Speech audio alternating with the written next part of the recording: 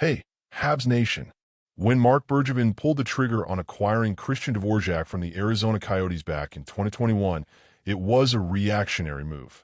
The Habs had just lost Philip Denault to free agency and seen Jesperi Kotkaniemi snatched away by Carolina's offer sheet.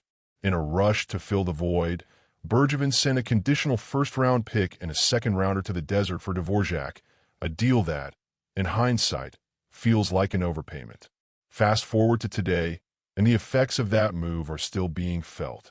Dvorak hasn't been a disaster, far from it, but he also hasn't lived up to the price Montreal paid.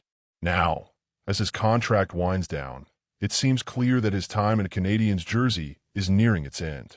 According to La Presse's Richard Lab, there have been no discussions between the club and Dvorak's camp regarding an extension. And, truthfully, should anyone be surprised, this was never Kent Hughes' acquisition. The current Habs management has been focused on reshaping the roster with players that fit their vision for the future, and Dvorak doesn't seem to be part of that equation.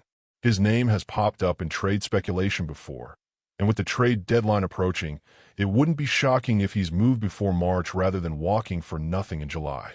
Despite all signs pointing to a departure, Dvorak himself remains open to staying. It's certain that I would like to stay. I like the guys on this team. I like playing here, and I wouldn't be against the idea of returning to play in Montreal after this season. It's an honor to wear this team's jersey.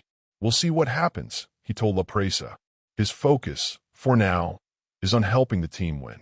But the reality is, at 29 years old, Dvorak could be a solid depth addition for a playoff-bound club in need of center depth.